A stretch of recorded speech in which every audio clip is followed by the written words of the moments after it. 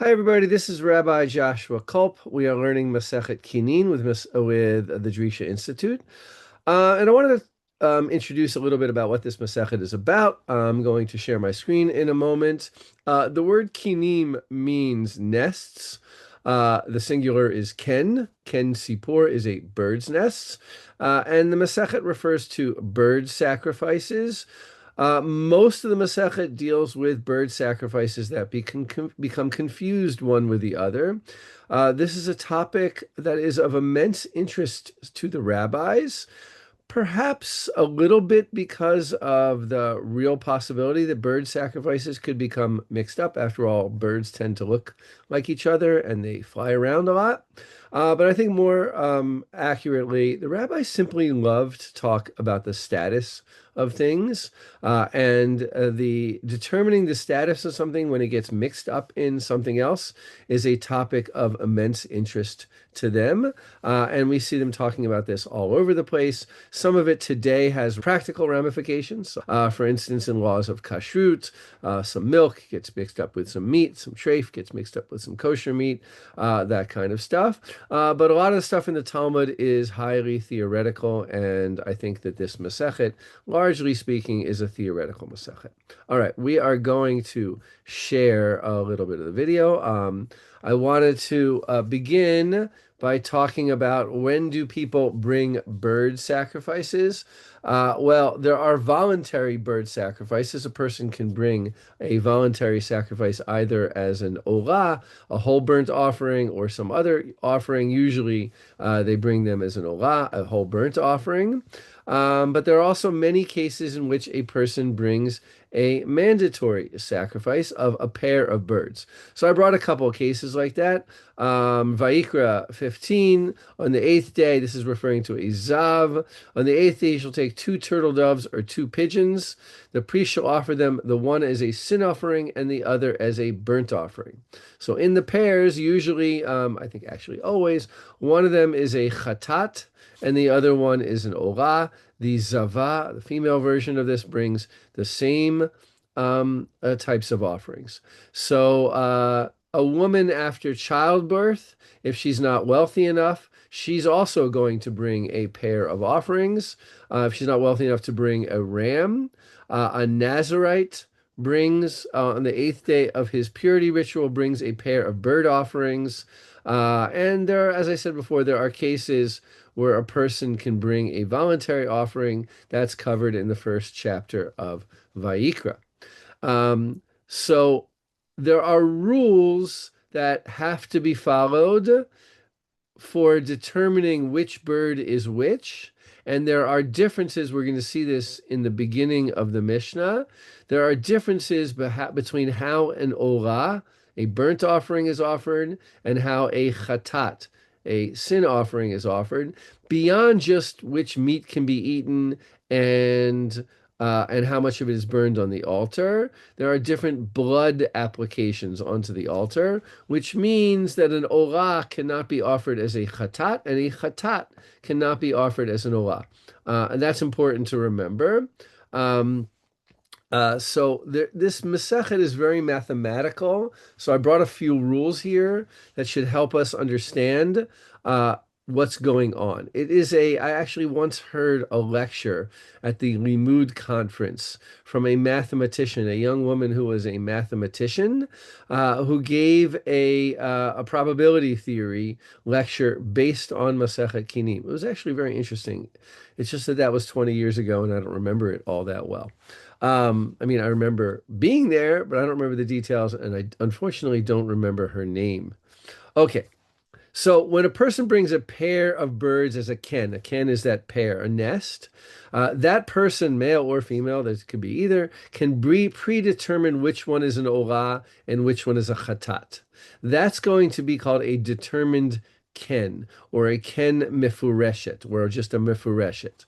Right? In that case, it's very important, whatever has already been determined to be an olah, whatever has already been determined to be a chatat, each has to be offered correctly.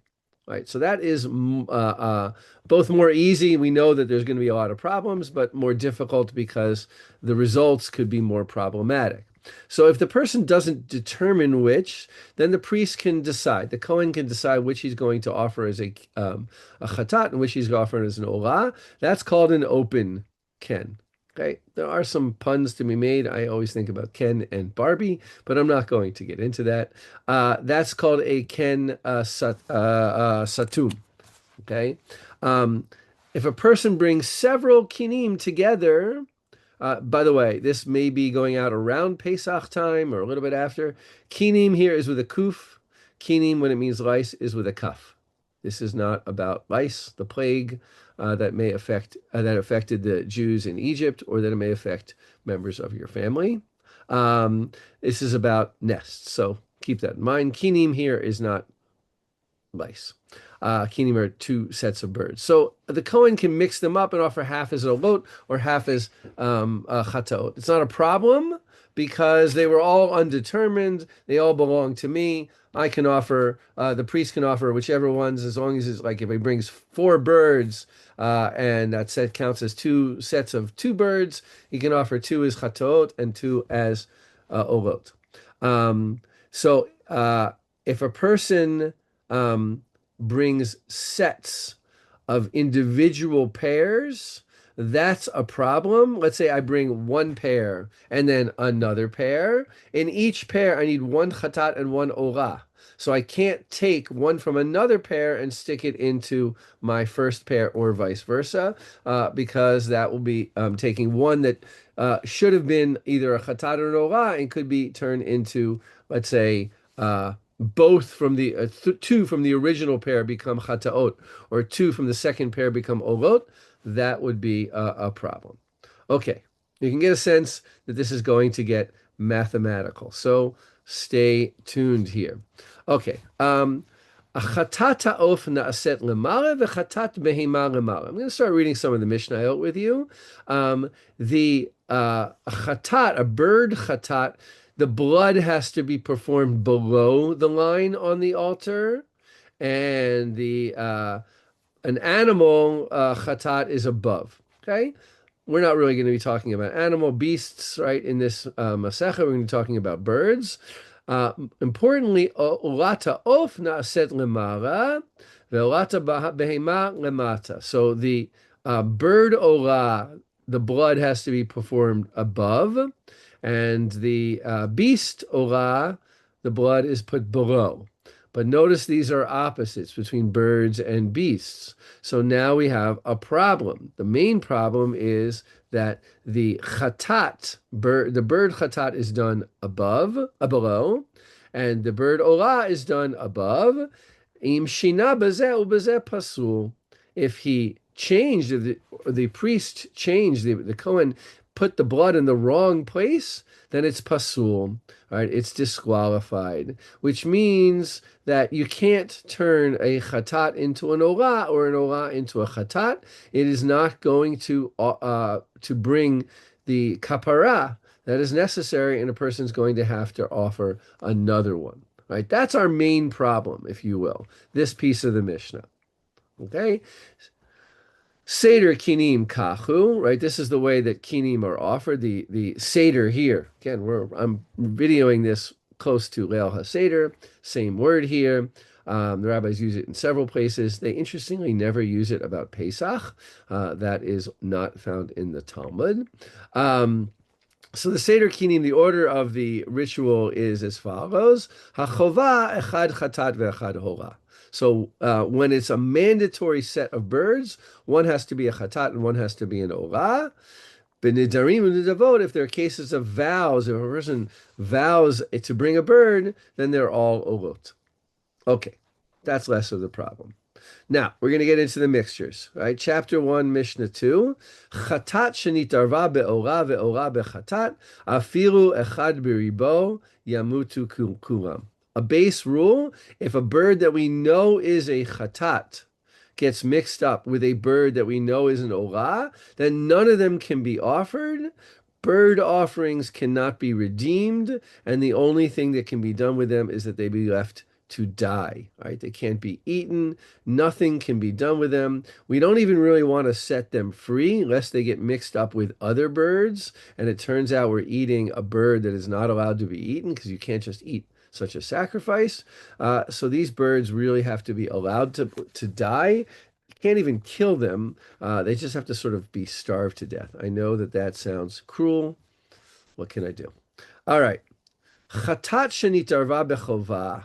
Okay, so if a chatat gets mixed up with an unassigned bird, okay, with a pair of unassigned bird offerings, right? Chovah here means obligatory, right? So this is a chatat that gets mixed in with two birds that are obligatory. Ein kasher ela keminyan chataot shebechovah.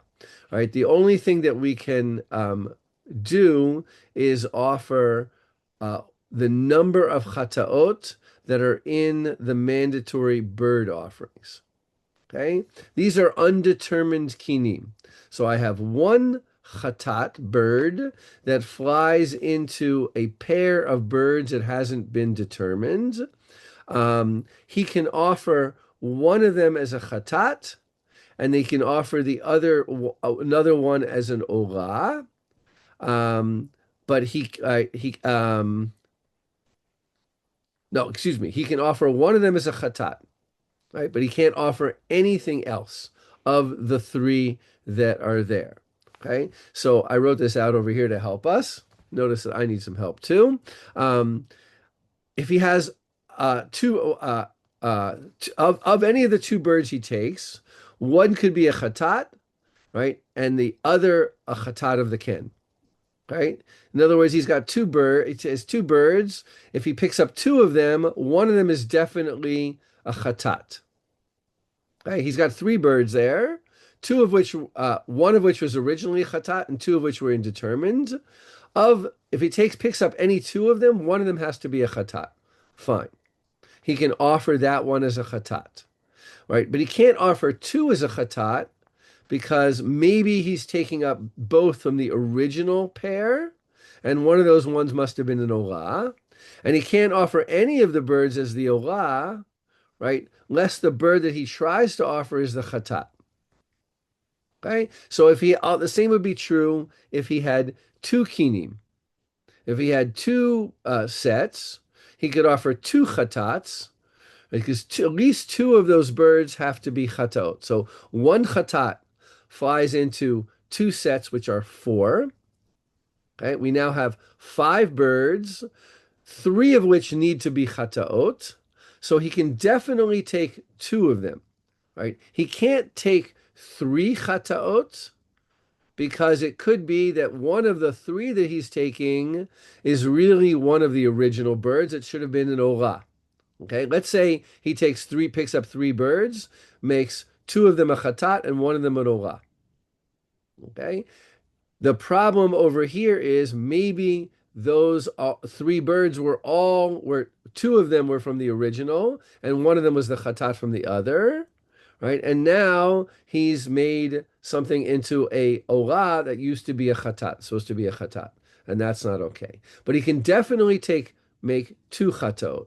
Right, that's what the Mishnah says. He can only make the number of chataot that are there, and the same would be an olah that mixed in with a mandatory set. You can only offer the number of olot.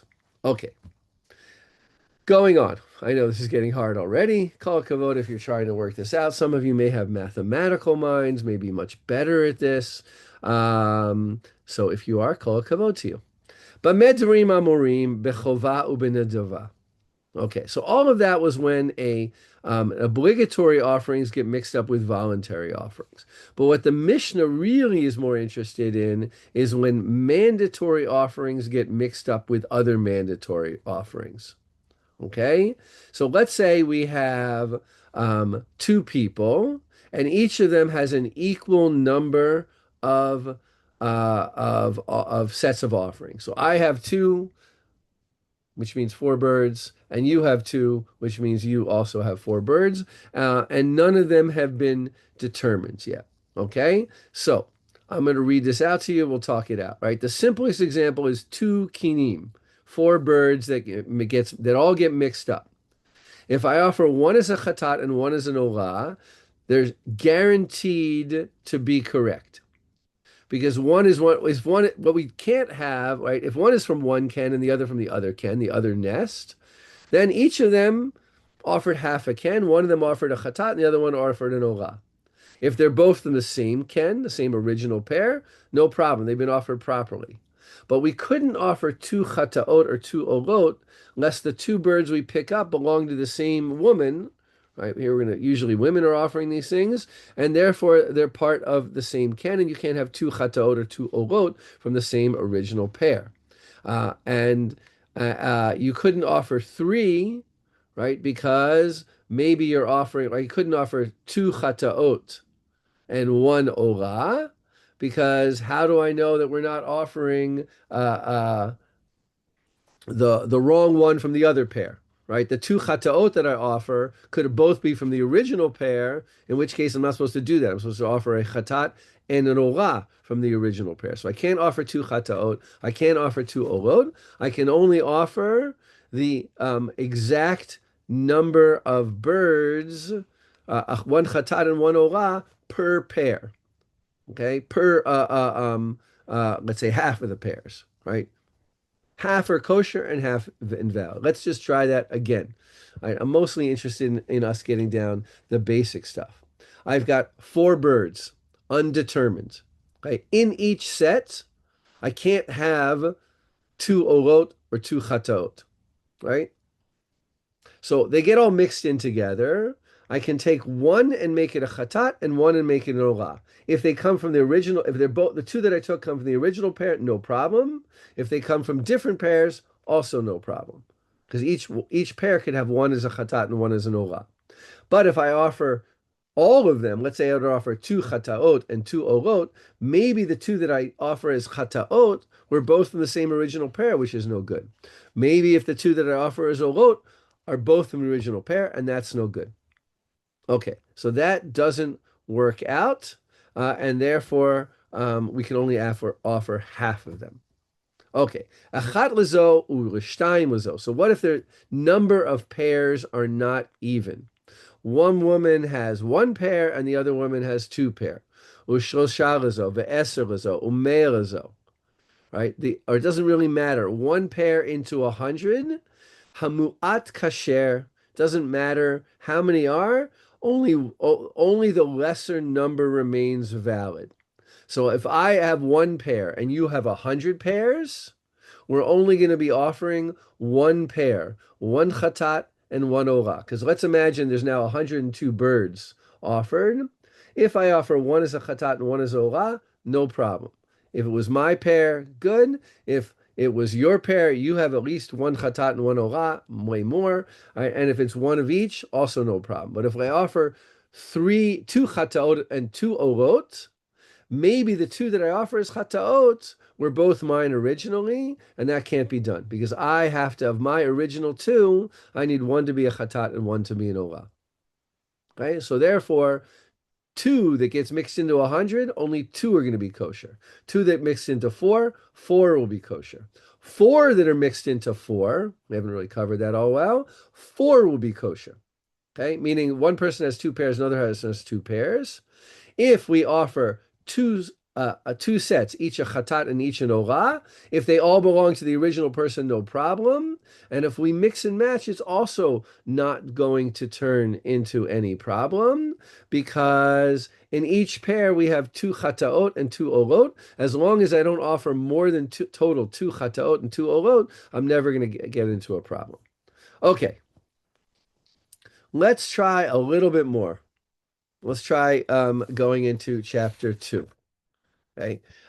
Ken stuma sheparach mimenu gozal la'avir, o sheparach bein hametot, o shemet echad mehem yikach zug l'sheni. So this is not a problem. We have an unassigned pair of birds. We don't know which one's a chatat, and one of them flies away or flies among birds that have to be left to die, right? Or one of them dies. You can just bring another pair, another one. Not a problem. Okay, because they were undetermined. So one sacrifice got lost, you can just bring another one.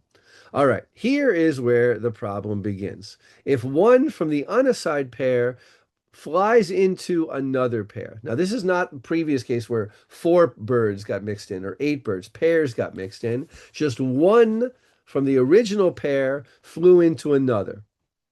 Okay, now we're going to have three in one and one in the other. So the Mishnah is going to give a rule, and then we're going to have to illustrate it. Pasul, right? That bird is invalid because we don't know which one it was supposed, because it mixed in with other ones, and we're never going to know which one came from the original one and which one didn't. Right? And it's going to invalidate another one of the birds in the pair it flies into. And the Mishnah just summarizes with some kind of older statement, Shagazal haporeach, a pigeon that flies away is invalid and invalidates another one as its counterpart. Now, the Mishnah is going to explain this. Ketzad, how so? Shtei nashim, there are two women. Lezo shtei kinim, lezo shtei kinim. Each has two sets of birds to bring, two pairs. Parach mizo lezo, right? And one bird flies from one to the other. Posel echad bahalichato. He's going to disqualify one of the other birds. So I tried to explain this over here. Okay. Two women each have two birds. If one bird flies away from one woman's two pairs and joins the other second woman, the woman is left with three birds, can only use two. By its escape, it disqualifies one of the ones from which it flew. Of the three birds remaining, she can offer one as a chatat and one as an olah. Okay? She originally had four. They weren't determined, and she can offer one as a chatat and one as olah. But the third can't be offered neither as a chatat or an olah. Right? Because if she were to offer the one that remains as a chatat, then the one that flew away would have to be an olah. So let's say the one that's left with three, if she offered two chataot and one olah, then the one that flies away would be an olah. It would have to be. And then when it joins the other two kinim, then you would only be able to do two of the five and not much at all, right? Because that would be the minimum number of pairs of olot in the two pairs. There's five there, right? You could offer two as olot, but you wouldn't be able to offer anything as a chatat because that might have been the olah that flew away from the original pair. Right, and the same if she were to offer a third as an olah, the one that flew away would have to be a chatat, and the second woman would only be able to offer two chatot, and she wouldn't be able to offer anything. But if the original woman offers only two, then the other woman can still offer two chatot and two olot. Okay, meaning let's just do the math over here. There are originally four in each set. One flew away. Now I have five and three. I'll use my fingers, a little graphic over here. Of the three left over here, the woman can do one as a chatat and one as an olah. Right? She can't do anything with this. This way, the other bird that flew over here is undetermined. We don't want this bird to be an olah or a chatat, because if it is and it's mixed in with these other birds, then we're only going to be able to offer either two olot or two chatot. But now that it's undetermined, so we can offer four in this case, right? And what are we left with? We're left with two disqualified birds, one from the original pair and one from the pair that the bird flew into, right? If we were to do it the other way and she would offer three, then we'd only be able to offer two and we'd have five. Okay, it all works out. I just have to go back to over and over again to really understand this. Believe me, I did a lot of prep to try to understand what's going on here. So now, chazar, another bird goes back, and now we're left with four. Right? Posel echad bechazirito. It disqualifies one when it goes back. Right? The four left with woman two over here, she can only do now one as an olah, one as a chatat. She can't offer more less that one that went back is not the same bird that joined, and she would only really have three birds. In other words, if this little bird that joined goes back, fine. But what if it was this bird, the other one that went back, and now she has four birds left, three from her original and one from the other pair, right? She can't offer more, right? Lest she's offering one from the original pair, from the second pair, from over here. Okay, so there she only has three birds left, and she can only offer one as a chatat and one as an olah. And remember, the original woman is only going to be able to one as a chatat and one as an olah also. So by going back and forth, because of the same reason as above, we're only going to be left with four sacrifices, right? And that keeps going on. If this keeps going on and on and on, we're still always going to be able to have two sacrifices from the original and two sacrifices from the other one. Ein pachot mishnayim. There's always going to parach v'chazar goes back and forth, as long as it keeps going back and forth. It wouldn't even matter if all of them were mixed in. If you had all 8 of them mixed in, you could always do 2 as chatot and 2 as olot. You couldn't do more than that, lest you're sacrificing 3 chatot from the original pair, or 3 olot from the original, or from the second pair, or vice versa. 3 olot from one pair. That would be a problem. But since we know there's 2 olot and 2 chataot, at a minimum, there's always going to be able to be 4 birds sacrificed. But by going back and forth, we sort of whittle it down. Whereas with one move, we went from 6. With 2 moves, we go to 4, and that's it. Okay. The next Mishnah just sort of complicates this by adding up bigger and bigger numbers. But I think we're going to stop over here. It's an esoteric Mishnah, I'll admit that. This is not a Mishnah probably that had all that much practical relevance. But as I've been reading a book by Chaim Seiman, highly recommend. Maybe he's taught for Drisha before. He's a law professor at Villanova University, well-versed in halacha. And he really talks a lot about how halacha has always had Jewish study.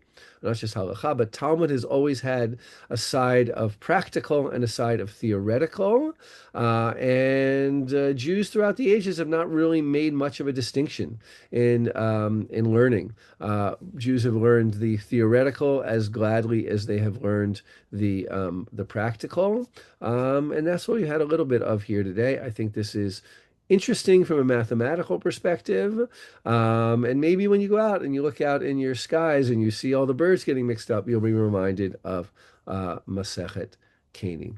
All right, thanks for coming. I think this is coming out after Pesach, so I hope everybody had a Chag Kasher V'Sameach.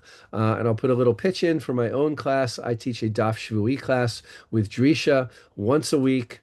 Sunday mornings. It includes a written and a shiur component, and it's a great way to learn more Talmud. So I hope many of you will join.